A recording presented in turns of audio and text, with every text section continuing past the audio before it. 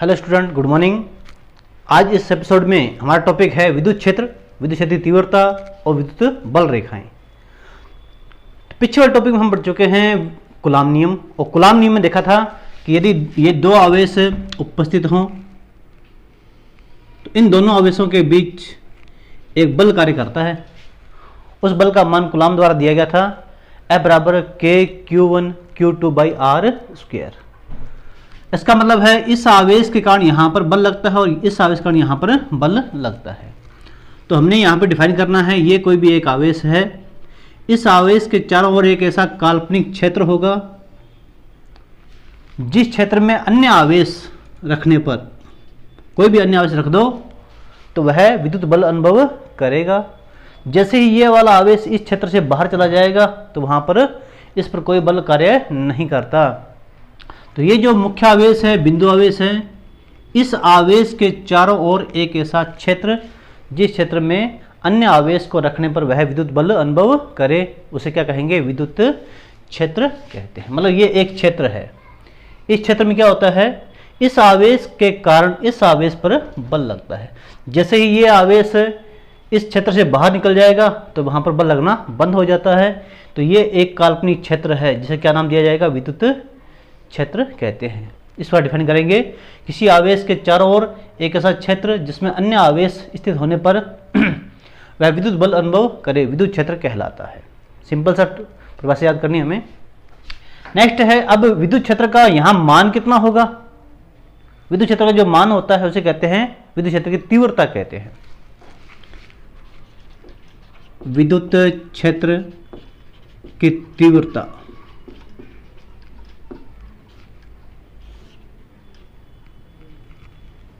तीव्रता का मतलब हो जाएगा, हमें यहां पर इस आवेश के कारण इस विशेष बिंदु पर इसका मान ज्ञात करना है।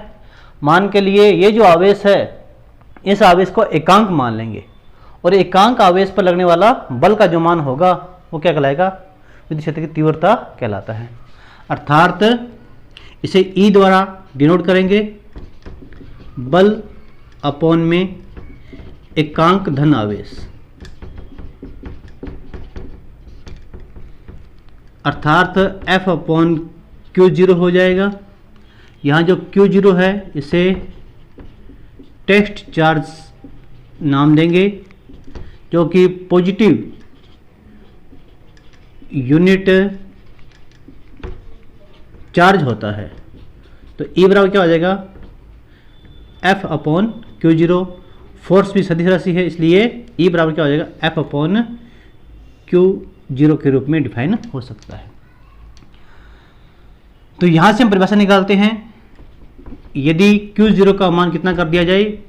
+1 कूलाम कर दिया जाए तो विद्युत क्षेत्र का मान क्या होगा? उस बल के मान के बराबर होगा। तो कैसे डिफाइन करेंगे इलेक्ट्रिक फील्ड की तीव्रता?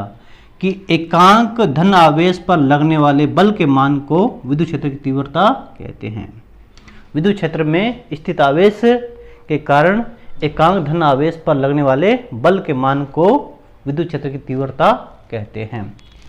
मतलब ये जो आवेश है इसका मान एकांक कर दो, इस एकांक आवेश पर जो बल लग रहा है उसे क्या नाम दिया जाएगा?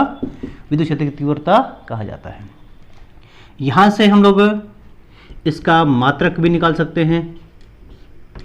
मात्रक क्या आ जाएगा? बल का मात्रक होता है न्यूटन और आवेश का होता है कूलाम। तो क्या हो जाएगा? न्यूटन प्रति कूलाम। राशि कैसी है? ये है बल के समान ही क्या होगा? सदिश राशि होगी। इसकी दिशा कैसी होगी? दिशा सदैव बल के अनुदिश होती है। जिस दिशा में बल काम कर रहा है उसी दिशा में इसकी दिशा होगी। इसका विमीय सूत्र ज्ञात कर सकते हैं। क्या आएगा? बल का विमीय सूत्र और आवेश का विमीय सूत्र। बल का हम जानते हैं क्या होता है? M1 L1 T-2। आवेश का होता है A1 T1। तो इन्हें हल करेंगे तो क्या रिजल्ट आएगा? M1 L1 T-3 और A-1। इस कारण हमने इलेक्ट्रिक फील्ड का विमीय सूत्र ज्ञात कर लिया। क्या आएगा? M1 L1 T-3 A-1 आ जाएगा। अब आता है कि ये जो आवेश है, इस आवेश पर लगने वाला जो बल है, उस बल का मान कितना आएगा? विद्युत क्षेत्र में स्थित आवेश पर बल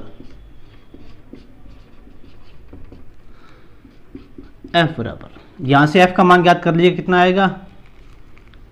Q इंटू में E आ जाएगा। ये सूत्र याद रखना है, इसकी बेस पर काफी न्यूमेरिकल्स भी आते हैं। तो विद्युत क्षेत्र में स्थित आवेश पर लगने वाला बल कितना होता है? F बराबर Q into E। Electric field दिशा कैसे होगी? जैसी बल की होगी, अर्थात प्लस Q आवेश के लिए बल की दिशा कैसी होती है? इलेक्ट्रिक फील्ड के समान ही होगी। सपोज ये इलेक्ट्रिक फील्ड है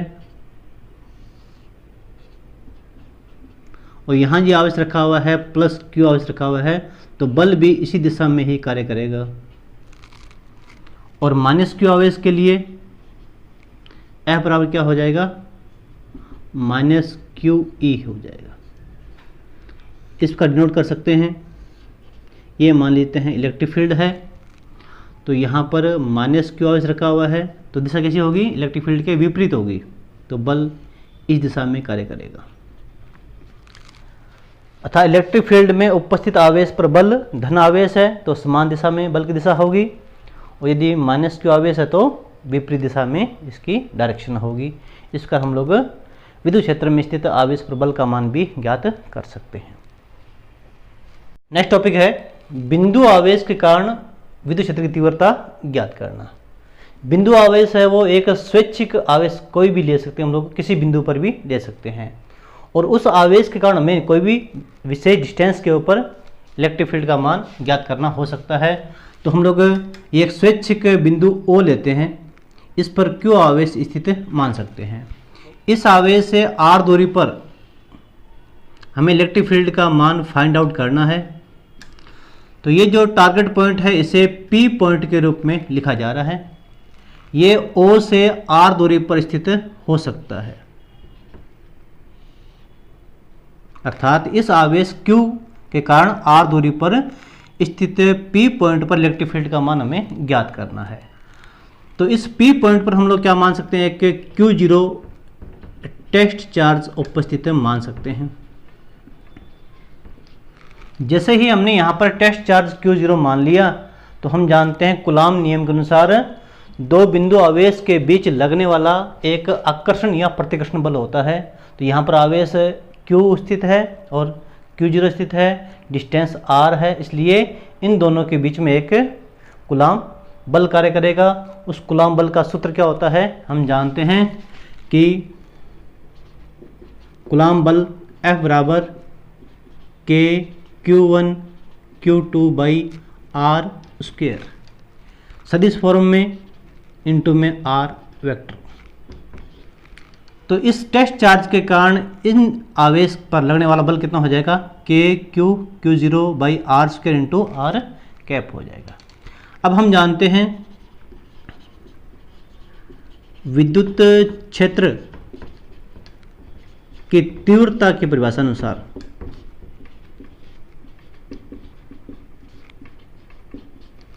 हमने देखा हुआ है, परिभाषा क्या थी? इलेक्ट्रिक फील्ड E बराबर F बाई Q0, सदिश फॉर्म में E सदिश बराबर क्या हो जाएगा? F अपॉन Q0 हो जाएगा।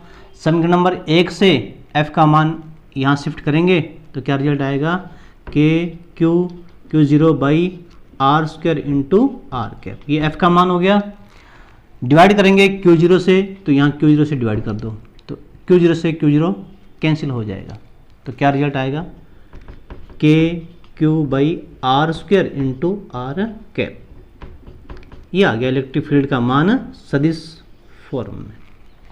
इसका परिमाण ज्ञात करना हो तो E परिमाण के रूप में कितना रिजल्ट आया? केवल K Q by R square आ जाएगा, और K का मान हम जानते हैं 1/4 pi epsilon naught Q by R square के रूप में इलेक्ट्रिक फील्ड का मान आ जाएगा। माध्यम के लिए यदि कोई भी माध्यम रखा हुआ हो जिसका परावैद्युतांक का मान कितना हो, एप्सिलॉन आर हो, के लिए विद्युत क्षेत्र का मान क्या हो जाएगा, ई माध्यम के लिए 1/4 pi epsilon m. Epsilon m का मान रखेंगे क्या होता है, epsilon 0 into epsilon r q by r square.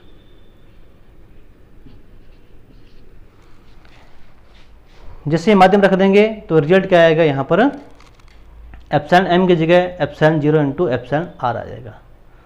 तुलना की जाए समीकरण नंबर 3 और 4 की, तो माध्यम रखने पर इलेक्ट्रिक फील्ड का मान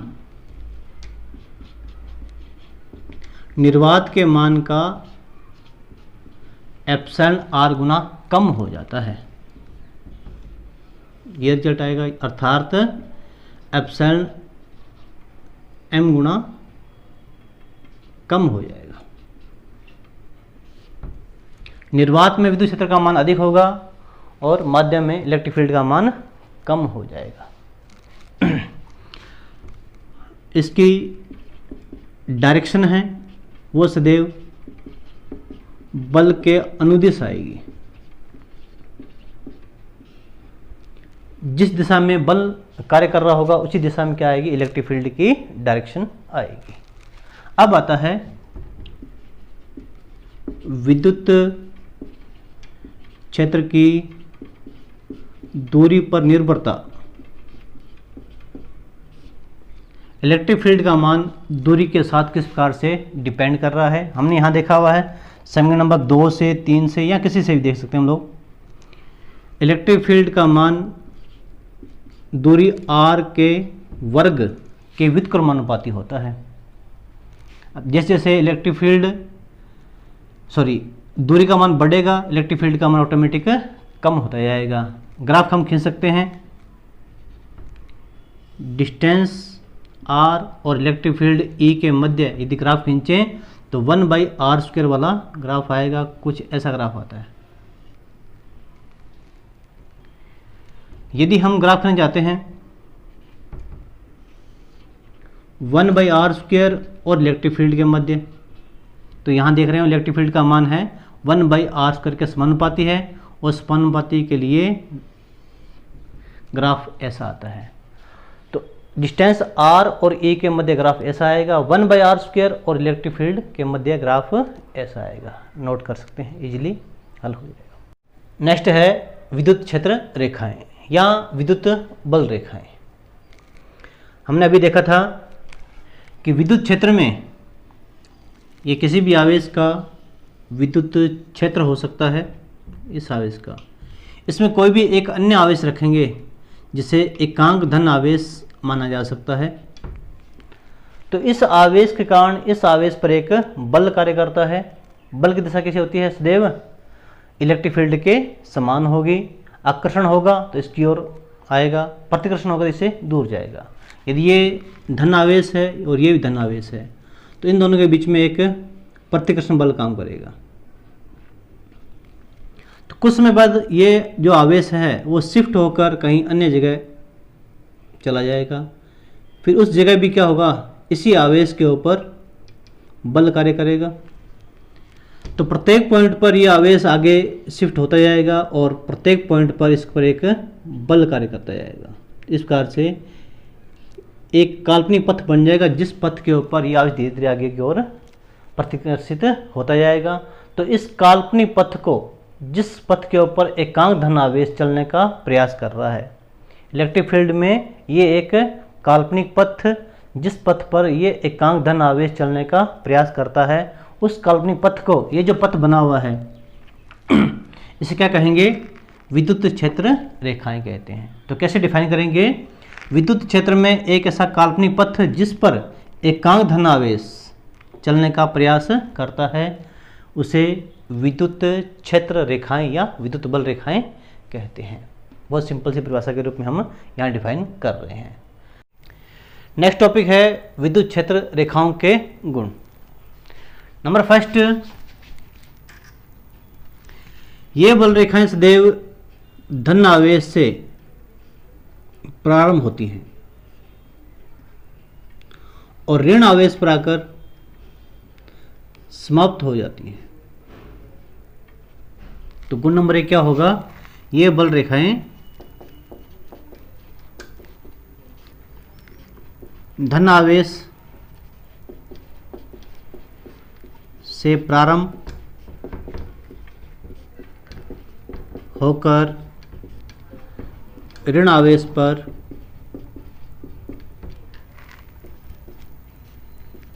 समाप्त हो जाती हैं।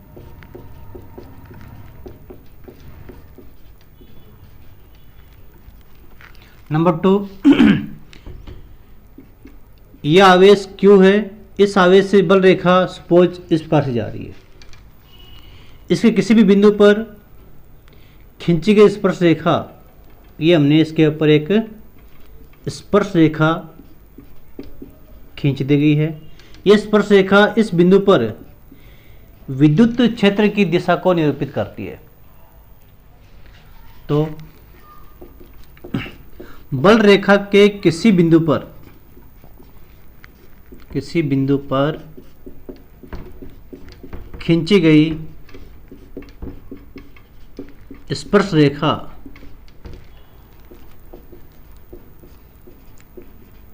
उस बिंदु पर विद्युत क्षेत्र की दिशा को प्रदर्शित करती है।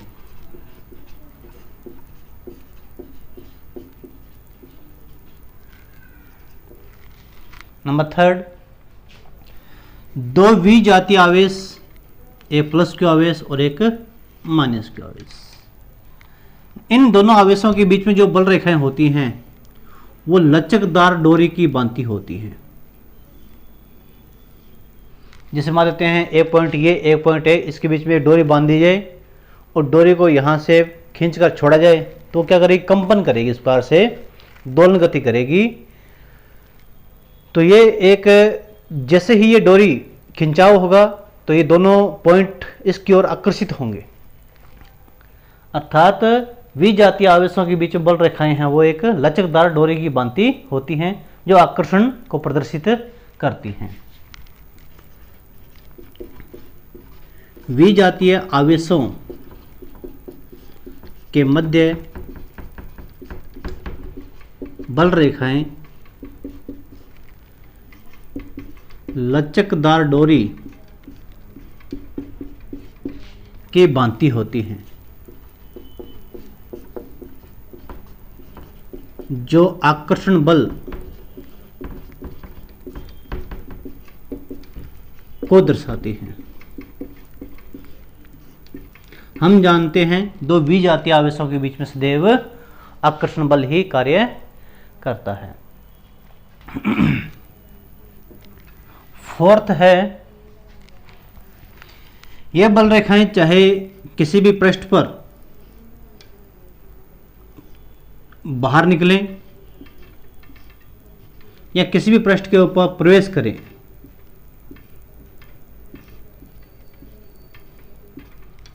अर्थात पृष्ठ पर निवेशी और निर्गत बल रेखाएं सदैव पृष्ठ से समकोण बनाती हैं। ये सदैव क्या करेंगे, यहां पर समकोण बनाएंगी। तो बल रेखाएं सदैव पृष्ठ पर अभिलंब बनाती हैं।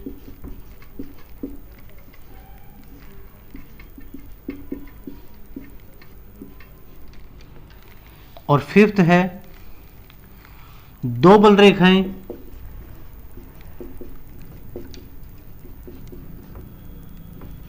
परस्पर कभी नहीं काटती। कि 2 बल रेखाएं परस्पर कभी भी नहीं काटेंगी। इसका कारण क्या हो सकता है? इसका कारण यह है कि मान लेते हैं कि एक बल रेखा ये जा रही है और एक बल रेखा मान लेते हैं ये जा रही है। यदि ये काट देती हैं तो इस कटान बिंदु पर इनके इस रेखा पर खींची गई स्पर्श रेखा इस आवेश के इलेक्ट्रिक फील्ड को बताएगी और इस रेखा पर खींची गई स्पर्श रेखा इसी पॉइंट पर इलेक्ट्रिक फील्ड को बताएगी। दो भिन्न भिन्न आवेश हैं, इसी पॉइंट पर दो भिन्न भिन्न इलेक्ट्रिक फील्ड और भिन्न भिन्न दिशाओं में हो जाएंगे, जो कि संभव नहीं होता। एक पॉइंट पर परिणामी इलेक्ट्रिक फील्ड केवल एक ही होता है। इस कारण से यदि दो बल रेखाएं परस्पर काटती हैं तो कटान बिंदु पर दो इलेक्ट्रिक फील्ड भिन्न भिन्न दिशाओं में होगा, जो कि पॉसिबल नहीं है। इस कारण से दो बल रेखाएं परस्पर कभी नहीं काटती। ये एग्जाम में स्पेशल भी आया था कई बार कि क्या कारण है कि दो बल रेखाएं परस्पर कभी नहीं काटती। तो हम बिल्कुल स्पष्ट कर सकते हैं, यदि दो बल रेखाएं परस्पर काटेंगी तो कटान बिंदु पर विद्युत क्षेत्र की दो दिशाएं होंगी, जो कि संभव नहीं है। इस कारण से दो बल रेखाएं परस्पर कभी नहीं काटती। अब हम देखते हैं कि इन बल रेखाओं का प्रदर्शन किस प्रकार से करेंगे।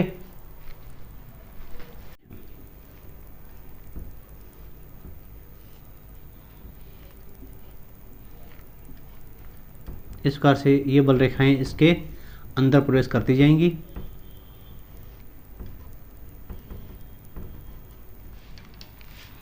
अब बात आती है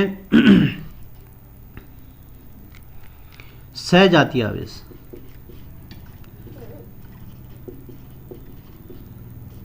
सहजातीय आवेशों में पॉजिटिव और पॉजिटिव आवेश हो सकता है,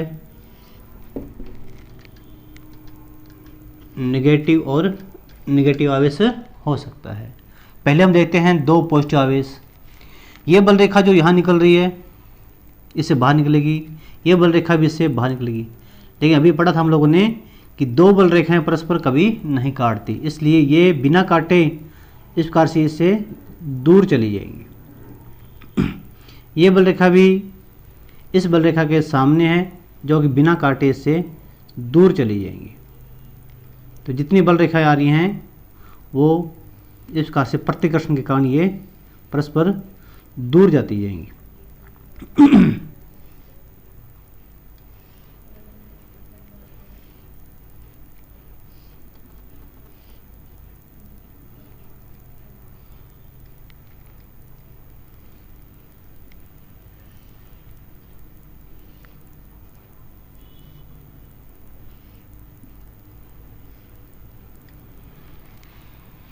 यहाँ देखते हैं कि निगेटिव आवेश और निगेटिव आवेश है। तो ये बल रेखा जो आ रही है इसके अंदर प्रवेश करेगी, इसी प्रकार में ये बल रेखा भी इसके अंदर यहाँ प्रवेश कर जाती है।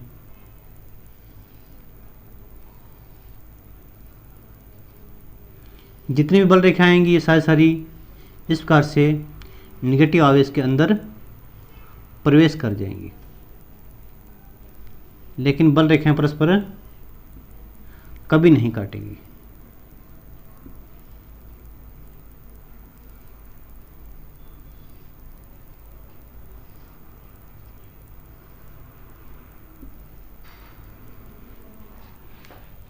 तो दो विजातीय आवेशों के लिए देखा गया इस प्रकार से कि बल रेखाएं बिना काटे हुए या तो बाहर जा रही हैं या फिर इसके अंदर प्रवेश कर रही हैं। लेकिन दो सहजातीय आवेशों में हमने देखा कि एक ऐसा बिंदु भी उपस्थित है यहाँ पर जिस बिंदु पर कोई बल रेखा उपस्थित नहीं है।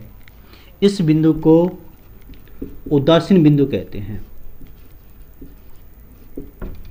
उदासीन बिंदु का अर्थ हो गया एक ऐसा बिंदु जिस बिंदु पर कोई भी विद्युत बल रेखा उपस्थित नहीं है, ना तो दो पॉजिटिव आवेशों के बीच में होगा और ना ही दो निगेटिव आवेशों के बीच में होगा। तो दो सहजातीय आवेशों के बीच में एक ऐसा बिंदु उपस्थित होता है जिस बिंदु पर कोई बल रेखा उपस्थित नहीं होती, उसे क्या कहते हैं? उदासीन बिंदु कहा जाता है। उदासीन बिंदु केवल दो सहजातीय आवेशों में ही पाया जाएगा। विजातीय आवेशों में देखिएगा यहाँ प्रत्येक बिंदु के ऊपर बल रेखाएं उपस्थित हैं, लेकिन सहजातीय आवेशों में इस बिंदु पर भी और इस बिंदु पर कोई बल रेखा उपस्थित नहीं है। इस कारण से इसे क्या कहते हैं? उदासीन बिंदु कहा जाता है। विद्युत द्विध्रुव नाम से बहुत ही स्पष्ट है। द्विध्रुव का मतलब होता है दो सिरे। इस प्रकार के दो सिरे होंगे और इन सिरों पर क्या होगा? विद्युत उपस्थित होगा। विद्युत का मतलब है विद्युत आवेश। ये दो सिरे हैं जिन पर समान परिमाण का आवेश होना चाहिए। मतलब इन दोनों का मात्रा बराबर है, लेकिन प्रकृति परस्पर विपरीत हो, एक पॉजिटिव आवेश और एक निगेटिव आवेश, और दोनों आवेश अति अल्प दूरी पर स्थित हों। ये जो डिस्टेंस है वो अल्प होनी चाहिए, बहुत ही कम होनी चाहिए, जिसे सामान्य तौर पर हम लोग d अथवा 2a लेते हैं। तो ये जो निकाय बन गया, इस निकाय को क्या नाम देंगे? विद्युत द्विध्रुव कहेंगे। अर्थात दो समान परिमाण के आवेश जिनकी प्रकृति परस्पर विपरीत हो, दोनों आवेश परस्पर अति अल्प दूरी पर स्थित हों, तो इस निकाय को क्या कहेंगे? विद्युत द्विध्रुव कहा जाता है। मतलब एक केवल सिस्टम है, जिस सिस्टम में दो आवेश, एक प्लस क्यू आवेश और एक माइनस क्यू आवेश, दोनों का मान बराबर होना चाहिए, अति अल्प दूरी पर स्थित होने चाहिए। जैसे हम लेते हैं कि Na प्लस और Cl माइनस, तो यहाँ आवेश का परिमाण बराबर है दोनों पर, और प्रकृति भी कैसी है? परस्पर विपरीत है, दोनों के बीच डिस्टेंस अति अल्प होती है, तो ये भी क्या कहलाएगा? एक विद्युत द्विध्रुव कहलाता है। तो कैसे परिभाषित कर सकते हैं? जब दो समान परिमाण व विपरीत प्रकृति के आवेश परस्पर अति अल्प दूरी पर स्थित हों, तो यह बना हुआ निकाय विद्युत द्विध्रुव कहलाता है।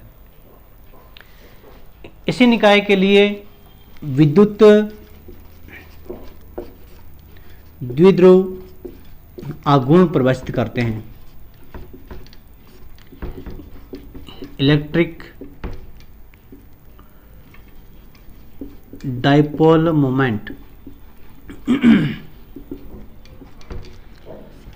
आघूर्ण हम लोग पहले भी कई बार पढ़ चुके हैं। आघूर्ण का अर्थ होता है कि कोई भी राशि है, उन राशियों के बीच की लंबवत दूरी का मल्टीपल करना है उस राशि से। अर्थात यहाँ राशि कौन सी है? आवेश है, और आवेशों के बीच की डिस्टेंस कितनी है? यहाँ पर d या 2a है। तो आवेश और दूरी का परस्पर मल्टीपल करेंगे, गुणा करेंगे, तो जो राशि प्राप्त होगी वो क्या कहलाएगा? विद्युत द्विध्रुव आघूर्ण कहलाता है। इसे स्मॉल p द्वारा लिखा जाता है। तो द्विध्रुव आघूर्ण क्या होता है? इस निकाय के लिए, कौन से निकाय में? विद्युत द्विध्रुव में। उस विद्युत द्विध्रुव के किसी भी एक आवेश का परिमाण, क्योंकि परिमाण बराबर है दोनों का, तो आवेश का परिमाण और दोनों आवेशों के मध्य की दूरी, इन आवेशों के मध्य की दूरी का गुणनफल विद्युत द्विध्रुव आघूर्ण कहलाता है। अर्थात आवेश यहाँ पर क्या है? Q, डिस्टेंस हम लोग सामान्य यहाँ पर 2a लेंगे, ताकि इन्हें हाफ किया जा सके, आधा किया जा सके। तो P बराबर क्या आएगा? Q इंटू 2a आ जाएगा। यह एक सदिश राशि है, सदिश राशि है, इस कारण से इसकी दिशा भी होगी। इसकी दिशा है वो सदैव माइनस क्यू आवेश से प्लस क्यू आवेश की ओर होती है, मतलब हमेशा विपरीत होगी, माइनस क्यू आवेश से प्लस क्यू आवेश की ओर। इस प्रकार से माइनस क्यू आवेश से प्लस क्यू आवेश की ओर होगी। इसका मात्रक भी डिफाइन कर सकते हैं। आवेश का मात्रक क्या होता है? कूलाम। दूरी का मात्रक मीटर, तो क्या हो जाएगा? कूलाम मीटर हो जाएगा, सिंपल सा। इसका विमीय सूत्र भी लिखा जा सकता है। हम जानते हैं आवेश का क्या होता है? m0 l0 t1 a1।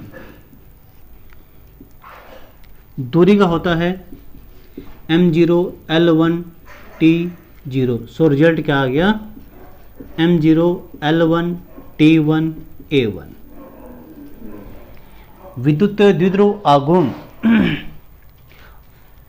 द्विध्रुव आघूर्ण का अर्थ हो गया आवेश के परिमाण और उनके बीच की दूरी का गुणनफल को विद्युत द्विध्रुव आघूर्ण कहेंगे। रिजल्ट क्या आएगा? P बराबर 2a⁻। तो लिख सकते हैं हम लोग P बराबर में 2a³ के रूप में। बहुत सिंपल सा हो गया। अब हमने यहाँ पर डिस्टेंस 2a ली गई है, अर्थात इसके बीच में एक मिड पॉइंट भी होगा। तो इस निकाय के लिए जो ये प्लस क्यू आवेश और माइनस क्यू आवेश अति अल्प दूरी पर स्थित हैं, इनका जो ये मध्य बिंदु है,